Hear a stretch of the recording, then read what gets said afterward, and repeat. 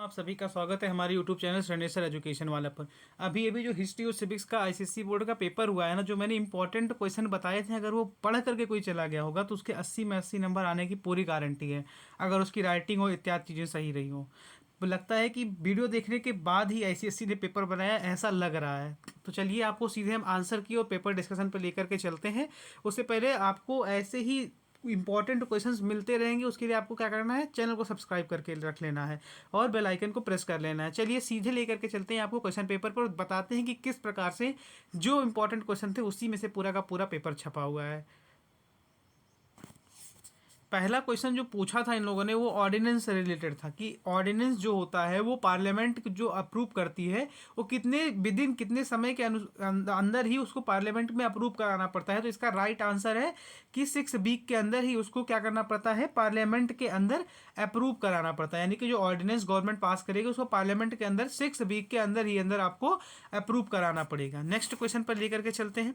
तो इसका ऑप्शन था 6 वीक। नेक्स्ट क्वेश्चन है the junior category of ministers. तो आप लोगों ने दो कैटेगरी मिनिस्टर्स की पढ़ी होंगी, एक सीनियर कैटेगरी पढ़ी होंगी, वो कैबिनेट होता है, लेकिन यहाँ पर जूनियर पूछ रहा है। जूनियर क्या होते हैं, काउंसिल ऑफ मिनिस्टर्स होते हैं। क्या होते हैं, काउंसिल ऑफ मिनिस्टर्स। तो यानी कि इसमें कौन सा सही है, डी ऑप्शन सही है। तीसरा क्वेश्चन है कि a major natural calamity has taken place and the opposition wants the house to lay aside all other businesses and take up this matter for urgent importance. Which motion should the house move to allow this. कौन सा motion है इसमें, तो आप लोग इसको answer बताइए कौन सा मोशन है। तो ये एडजॉर्नमेंट मोशन है। कौन सा मोशन है, adjournment motion. Option number A आपका यहाँ पर सही है। उसके बाद नेक्स्ट क्वेश्चन में पूछ रहा है, इसको तो ऑप्शन से भी आप लोग गेस कर सकते थे। When the supreme court review any judgment made by it और to remove an error it falls under the revisory judgment. तो जैसा कि रिव्यू करने से रिलेटेड जो जजमेंट होता है उसको रिवाइजरी जजमेंट के अंदर, जुरिस्डिक्शन के अंदर रखते हैं। तो इसका आंसर है ऑप्शन नंबर बी। ये सारे क्वेश्चन जो है हमारे इंपॉर्टेंट सीरीज से ही आए हुए हैं, देख लेंगे जाकर के, आकर दोबारा जाकर के देख लीजिए। हालांकि जिसका पेपर हो चुका है वो नेक्स्ट पेपर की तैयारी करे, और जिसको लग रहा हो कि वो नहीं होने वाला तो वो जाकर के दोबारा वीडियो देख ले और इसका जो कंपार्टमेंट भरेगा उस पर पास हो जाएगा वो। फिफ्थ क्वेश्चन है the dash has the power to summon the house. तो किसके पास पावर है कि हाउस को समन, हाउस मीन्स कि हाउस ऑफ पार्लियामेंट, लोकसभा और राज्यसभा को समन कर दे। तो उसके सिर्फ और सिर्फ पावर है प्रेसिडेंट के पास और किसी के पास नहीं है। इसमें पूछा गया है कि जिस प्रकार से कोर्ट ऑफ डिस्ट्रिक्ट जज सिविल जज से रिलेट करता है, उसी प्रकार से सेशन कोर्ट किससे रिलेट करेगा। तो सेशन कोर्ट क्रिमिनल केसेस से रिलेटेड रहेगा। तो इसका ऑप्शन है क्या, बी। दोनों का ऑप्शन है बी, ऊपर वाले का भी और नीचे वाले का भी। नेक्स्ट बढ़ते हैं। तो भैया फॉर्मेशन ऑफ कांग्रेस 1885 में अगर हुआ था तो फॉर्मेशन ऑफ मुस्लिम लीग कब हुआ था। फॉर्मेशन ऑफ मुस्लिम लीग हुआ था 1906। तो इसका भी राइट आंसर बी है।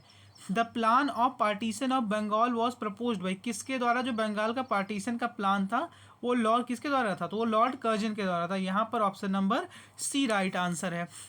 देखिए इसका pupil protested against the dash because it had 7 British member and no Indian representative। तो किस चीज़ का, तो लखनऊ पैक्ट का तो कोई विरोध था नहीं, ये तो अलग चीज़ हो गया। इल्बर्ट बिल बाद में आया, कैबिनेट मिशन बाद में आया। तो साइमन कमीशन जो आया था, साइमन कमीशन जिसमें क्या हुआ था आप लोग को याद है कि नहीं याद है। साइमन कमीशन में 7 रिप्रेजेंटेटिव जो थे वो सारे के सारे ब्रिटिश मेंबर्स थे, कोई भी इंडियन नहीं था। इसी के अगेंस्ट में प्रोटेस्ट हुआ था और लाला लाजपत राय जी को डंडा लग गया था और उनकी दुखद मृत्यु हो गई थी। तो इसका राइट आंसर है ऑप्शन नंबर ए। अगला है the main objective of assertive nationalist. Assertive nationalist का जो मेन डिमांड था कि पूर्ण Swaraj without any influence of British. जो अर्ली का था वो थोड़े ढीले थे, तो उनका था कि self government under British rule, लेकिन जो असर्टिव थे इनका था कि भैया हमको पूर्ण स्वराज चाहिए। तो इसका राइट आंसर है ऑप्शन नंबर सी। अब देखिए अगला, identify the early nationalist leader.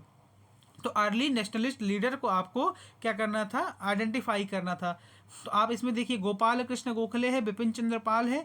अब देखिए जो पाल और तिलक ऐसे एलिमिनेट करना सीखिए कि बिपिन चंद्र पाल और बाल गंगाधर तिलक कब हो गए, ये लोग बाद के हो गए। गोपाल कृष्ण गोखले और ज्योतिबा फुले में से ही कोई राइट आंसर है। तो आपको राइट आंसर क्या लगाना है, तो जिसको भी उम्मीद है कि याद होगा कि इसका राइट आंसर ज्योतिबा फुले होगा। क्या होगा, राइट आंसर ज्योतिबा फुले होगा। अब उसमें थोड़ा दिमाग ये भी लगा सकते हैं कि ज्योतिबा फुले थोड़े पुराने थे तो उसी उन्हीं के हिसाब से अर्ली में वही होंगे।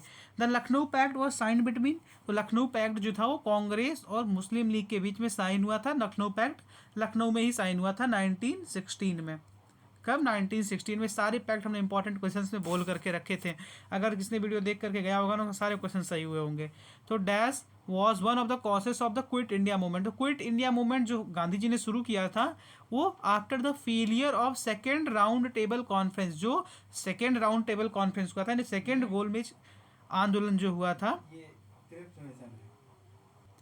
इसका राइट आंसर क्या होगा? Failure of second round table conference, या रॉलेट एक्ट, या माउंटबेटन प्लान, या फेलियर ऑफ क्रिप्स मिशन। तो इसका राइट आंसर बताइए जरा कमेंट बॉक्स में। तो इसका राइट आंसर होगा फेलियर ऑफ क्रिप्स मिशन। क्या होगा? फेलियर ऑफ क्रिप्स मिशन, यानी कि ऑप्शन नंबर डी ऑप्शन इसका सही होगा। अब इंटरनेशनल कोर्ट ऑफ जस्टिस में कितने लोग होते हैं? तो इंटरनेशनल कोर्ट ऑफ जस्टिस में टोटल 15 मेंबर होते हैं। कितने मेंबर होते हैं? 15 मेंबर। अगला है which of these leader was an architect of non allied movement. तो इसमें से कौन नॉन अलाइड मूवमेंट यानी जो नाम था उसका कौन आर्किटेक्ट था? तो एक तो हमारे देश के प्रधानमंत्री थे और एक इनमें से भी था, एक इनमें से अब्दुल नासिर था। कौन थे? अब्दुल नासिर। बाकी जिसको याद होगा विंस्टन चर्चिल और फ्रैंकलिन रोजवेल्ट, ये कौन थे जरा बता दे कमेंट बॉक्स में अगर किसी को याद हो तो। अगला क्वेश्चन है कि the immediate cause of the first world war. Immediate cause क्या था फर्स्ट वर्ल्ड वॉर का? सेकंड का नहीं पूछ रहा, फर्स्ट का पूछ रहा। तो फर्स्ट का जो है ना वो साराजोवा क्राइसिस, जो ऑस्ट्रिया के राजकुमार की हत्या कर दी गई थी, वही इसका इमीडिएट कॉज था फर्स्ट वर्ल्ड वॉर की। उसको साराजोवा क्राइसिस के नाम से जानते हैं हम लोग। तो इसका ऑप्शन क्या हो गया सही? ऑप्शन नंबर सी इसका सही हो गया। नेक्स्ट की तरफ हम लोग मूव करते हैं। नेक्स्ट अब देखिए, अब ये जो क्वेश्चन है इस पे ज़्यादा हम डिटेल डिस्कशन नहीं करेंगे, आंसर डिस्कशन नहीं करेंगे भाई। इसका आंसर तो हो सकता है अलग अलग लोगों ने लिखा हो, लेकिन यहाँ पर देख कॉन्स्टिट्यूशन तो क्या क्या क्वेश्चंस थे आप देख सकते हैं। जिसको चाहिए पीडीएफ हमारे टेलीग्राम चैनल पर भी मिल जाएगी। अब इसमें देखिए सारे पावर जो है ना हमने अपने इंपॉर्टेंट क्वेश्चन में बोल करके रखा था। रिपर्सिव पॉलिसी जो थी, रिपर्सिव पॉलिसी क्या क्या क्या थी? आर्म्स एक्ट था और एक वेनिकुलर प्रेस एक्ट था। अब इसके अलावा ये सब कई सारी चीज़ें देख लीजिए, ऑब्जेक्टिव मुस्लिम लीग की, टेरिटरी ऑफ वर्सिया की।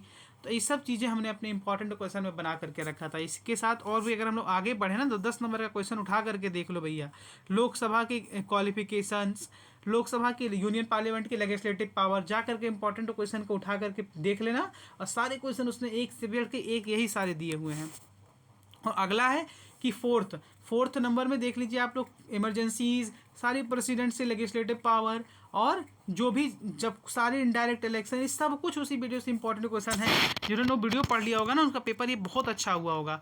एक इसमें आप लोगों को कन्फ्यूजन हो रहा होगा तो इसको हम एक डिटेल स्टडी कर देते हैं। ये वाला क्वेश्चन जो किन्हीं लोगों ने इसका आंसर डिप्टी मिनिस्टर लगा दिया है और किन्हीं लोगों ने काउंसिल ऑफ मिनिस्टर लगाया। तो भैया यहाँ पर देखो ये junior category of ministers who assist senior minister. तो अगर यहाँ पर आपके जो ऑप्शन दिए हुए हैं बेटा वो आपको कैबिनेट मिनिस्टर का दिया हुआ है, मिनिस्टर ऑफ स्टेट और डिप्टी मिनिस्टर और काउंसिल ऑफ मिनिस्टर, 3 अलग अलग ऑप्शन दिए हुए हैं। अब यहाँ पर जिसको पता होगा कि मिनिस्ट्री बेसिकली 3 पार्ट में डिवाइड रहती है। एक तो कैबिनेट मिनिस्टर रहेगा, उसके नीचे आएगा मिनिस्ट्री ऑफ स्टेट, उसके नीचे आएंगे डिप्टी मिनिस्टर। ये तो हो गया। अब यहाँ पर अगर ये पूछ लेता है कि इसको कौन रिस्पॉन्सिबल है तो इसको सिर्फ ये रिस्पॉन्सिबल रहता है, लेकिन सीनियर मोस्ट तो ये हुआ ना हमारा कैबिनेट मिनिस्टर, इसके प्रति कौन रिस्पॉन्सिबल रहेगा? तो इसके प्रति मिनिस्टर्स भी रिस्पॉन्सिबल रहेंगे और डिप्टी मिनिस्टर्स भी रिस्पॉन्सिबल रहेंगे। और इन्हीं सब मिनिस्टर्स और डिप्टी मिनिस्टर जो रहते हैं इन्हीं सबको मिला करके जो बना दिया जाता है उसे बोलते हैं काउंसिल ऑफ मिनिस्टर्स। तो इसीलिए इसका राइट आंसर है ऑप्शन नंबर डी। आप लोग कंफ्यूज मत होइएगा, खुद ही सोचिए कि कैबिनेट मिनिस्टर तो सबसे ऊंचा हो गया, वो सीनियर मोस्ट पोजीशन हो गया। उसके नीचे मिनिस्टर ऑफ स्टेट रहता है, वो भी कैबिनेट के प्रति रिस्पॉन्सिबल रहता है, और एक डिप्टी मिनिस्टर रहता है, ये तो दोनों के प्रति रिस्पॉन्सिबल रहता है। तो ये दोनों में से तो कोई ऑप्शन हो ही नहीं सकता, क्योंकि अगर डिप्टी लगा देंगे तो भैया किसके प्रति बोल रहे हो, किसके लिए बोल रहे हो? मिनिस्टर ऑफ स्टेट के लिए बोल रहे हो या सीनियर मोस्ट तो कैबिनेट मिनिस्टर हुआ। तो कैबिनेट मिनिस्टर के लिए जो कंप्लीटली रिस्पॉन्सिबल रहते हैं वो काउंसिल ऑफ मिनिस्टर जो रहते हैं। काउंसिल ऑफ मिनिस्टर में डिप्टी भी हो सकता है, मिनिस्टर ऑफ स्टेट भी हो सकता है। तो इसका राइट आंसर है ऑप्शन नंबर डी।